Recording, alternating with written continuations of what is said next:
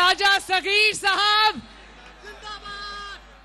मेरे बड़े भाई शाहिद खाकान अब्बासी साहब, मलिक सुहेल साहब, मलिक इब्रार साहब, हनीफ अब्बासी साहब, दानियाल तनवीर साहब, शौकत जंजुआ साहब और राजा जावेद इकबाल साहब, कलर के मेरे शेरों, शेरनियों, आप सबको नवाज शरीफ साहब की तरफ से अस्सलाम अलैकुम। यार छोड़ दो। आप सबको मरियम नवाज शरीफ की तरफ से भी अस्सलाम अलैकुम।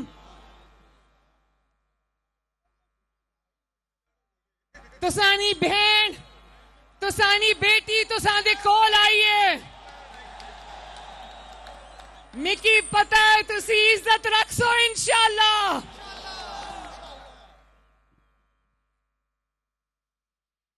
मैं अभी जब इस्लामाबाद से आ रही थी, जब मैं इस हलके में एंटर हुई तो मुझे पता लग गया कि अल्लाह ताला के फजलो करम से राजा सगीर साहब जीत चुके हैं।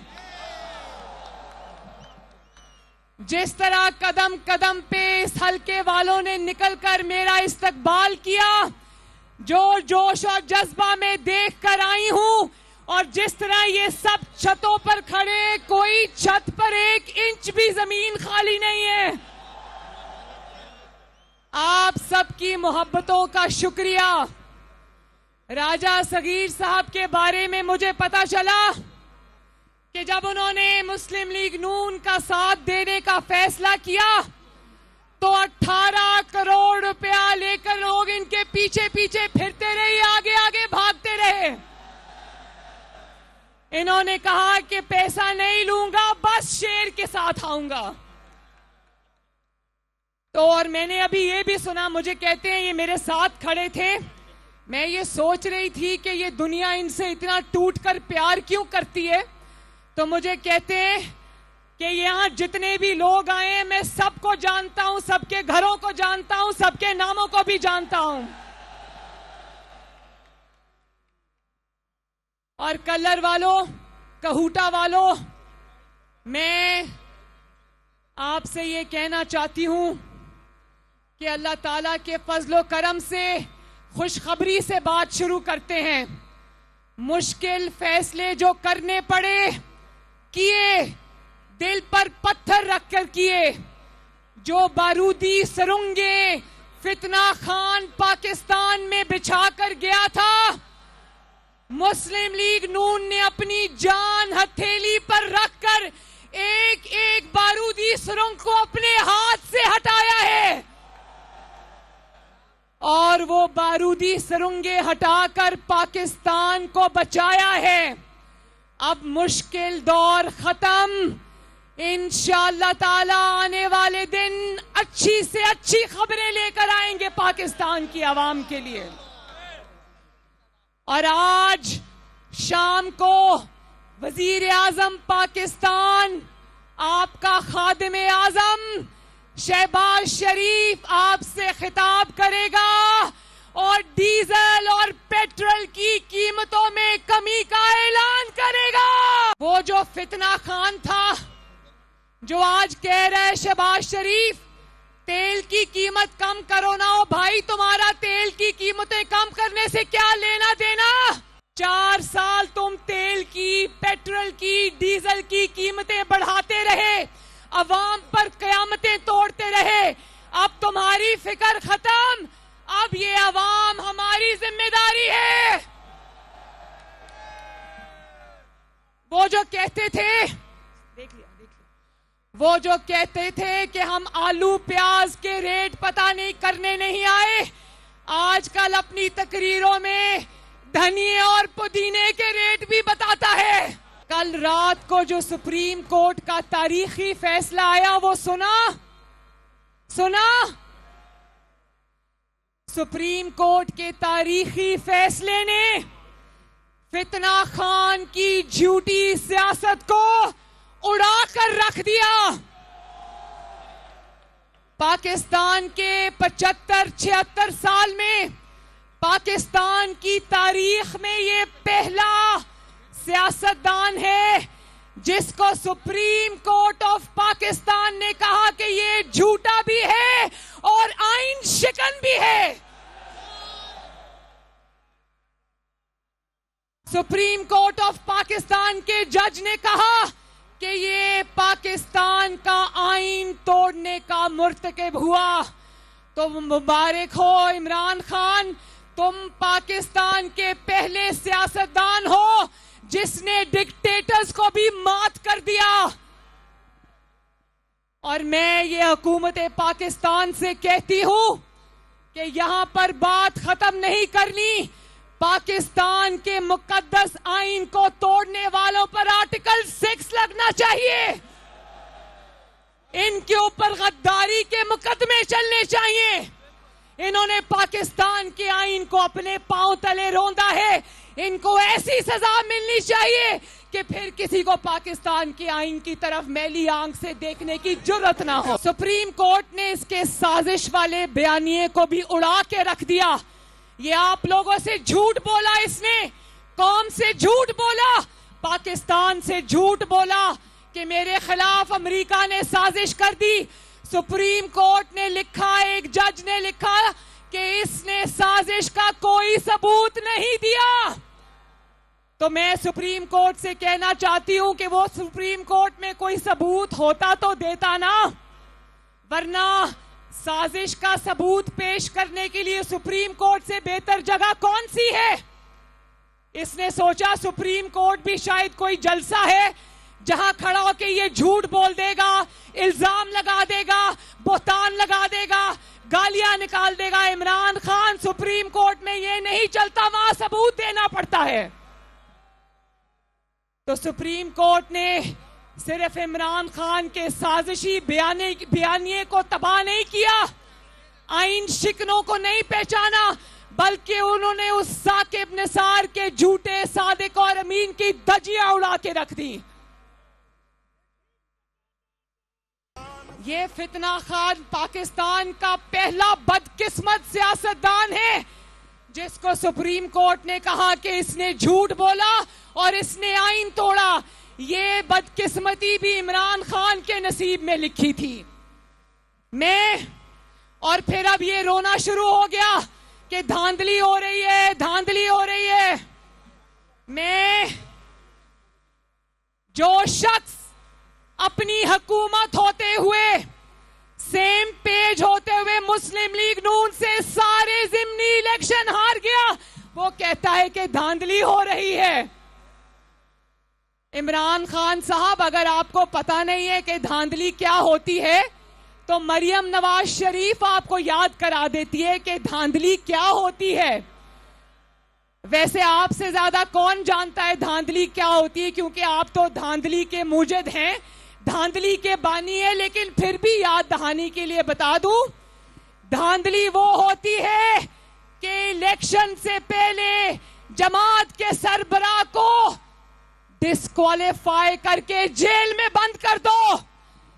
नवाज शरीफ को डिस्क्वालीफाई कर जेल में बंद किया।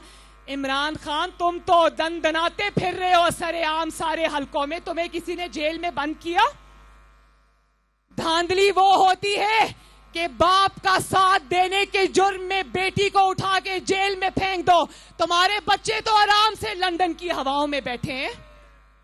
धांधली तो वो होती है कि नवाज शरीफ की और मरियम की तकरीरों पर टीवी पर बैन लगा दो। तुम तो रोज दिन में 3-3 दफा आकर कौम का मगज खाते हो। धांधली वो होती है कि दबाव डालकर, थप्पड़ मारकर एमपीएज एमएनएज के जो नवाज शरीफ के कैंडिडेट्स थे, या तो उनको नाअहल कराया धांधली से, या फिर उनको कहा कि चुप करके मुस्लिम लीग नून की टिकट वापस कर दो वरना छोड़ेंगे नहीं। फितना खान, तुम्हारे सारे कैंडिडेट्स मैदान में हैं, मुस्लिम लीग नून ने किसी को साजिश के जरिए बाहर नहीं किया, तो डरते क्या हो, आओ मैदान में मुकाबला करो शेर के साथ। कहता है मिस्टर एक्स बैठा है धांधली कर रहा है, मिस्टर वाई बैठा है धांधली कर रहा है। एबीसी शुरू भी करता है तो एक्स वाई जेड से करता है। इमरान खान साहब एबीसी पढ़ानी है तो मैं पढ़ाऊं? एबीसी शुरू होती है, एबीसी में जी भी आता है, पी भी आता है, आई भी आता है, जी से गोगी होता है, पी से पिंकी पीरनी होता है, और आई से इब्राहिम मानिका पिंकी पीरनी का बेटा जो अरबपति है वो होता है, और मिस्टर एक्स उन सब का सरगना इमरान खान होता है। अपनी एबीसी तो ठीक कर लो। मैं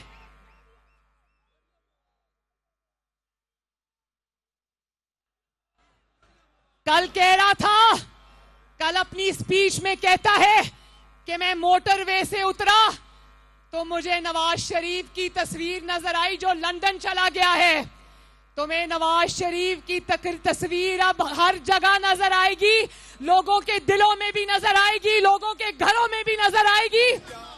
और जब तुम ये बात कर रहे थे कि मैं मोटरवे से उतरा तो नवाज शरीफ की तस्वीर नजर आई, तो मैं ये याद करा दूं कि जिस मोटरवे से तुम उतरे वो मोटरवे नवाज शरीफ ने बनाया।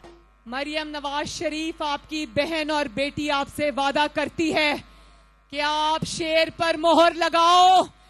जब तक आपकी जिंदगियों में बहारें वापस नहीं आ जाती, नवाज शरीफ आराम से नहीं बैठेगा, शहबाज शरीफ आराम से नहीं बैठेगा, हमजा शहबाज आराम से नहीं बैठेगा, मरियम नवाज शरीफ आराम से नहीं बैठेगी। अभी शेख कुद्दूस साहब के घर गई थी, जो मुस्लिम लीग नून के जलसे में जब मुस्लिम लीग नून की कैंपेन चला रहे थे, वहां उनको दिल का दौरा पड़ा और वो वफात पा गए।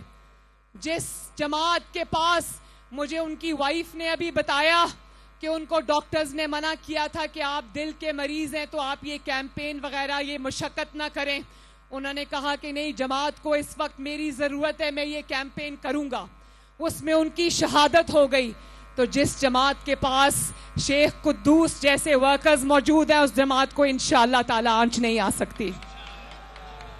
जिस जमात के पास आप जैसी मोहब्बत करने वाले लोग हैं, उस जमात को इंशाअल्लाह आंच नहीं आएगी। तो इस पंजाब दुश्मन इमरान खान को, पाकिस्तान के दुश्मन इमरान खान को, तरक्की के दुश्मन इमरान खान को जी पैक गोगी पिंकी इकोनॉमिक कॉरिडोर बनाने वाले को, जिसने पंजाब का खून चूसा, उसको उठाओ और पंजाब की सरहदों से बाहर फेंक दो। मैं खुशाब जा रही हूं, यहां से खुशाब है मेरा जलसा, इधर से सीधी मैं खुशाब के लिए निकलूंगी। तो कलर वालों मुझे एक दफा बता दो कि 17 जुलाई को PP7 में कौन धाड़ेगा? बोलो इंशाल्लाह। कहूटा भी, चलो कहूटा भी कह देती हूँ। कहूटा तो मेरे दिल में, एक दफा मैं कश्मीर जा रही थी, कहूटा ने जिस तरह मेरा इस्तकबाल किया मैं कभी नहीं भूल सकती। आखिर में जमीयत उलमाए इस्लाम और पाकिस्तान पीपल्स पार्टी, जिसकी नुमाइंदगी मेरी बहन महरीन कर रही है, मैं तहे दिल से उनकी शुक्रगुजार हूं। तो फिर 17 जुलाई को अब घरों में कोई नहीं बैठेगा ना? किस पर मोहर लगानी है? बोलो इंशाल्लाह। PP7 जिंदाबाद, राजा सगीर जिंदाबाद, शाहिद खाकान अब्बासी जिंदाबाद। अब मेरे साथ मिलके नारा लगाना, शहबाज शरीफ, और लंदन तक आवाज जानी चाहिए, नवाज शरीफ। और दरो दीवार हिलने चाहिए, जो छतों पर लोग खड़े हैं, नारा लगा दो पाकिस्तान। अल्लाह ताला आप सबका हामियो नासिर हो। मेरी तरफ से बहुत बहुत प्यार, सलाम और दुआएं। अल्लाह हाफिज।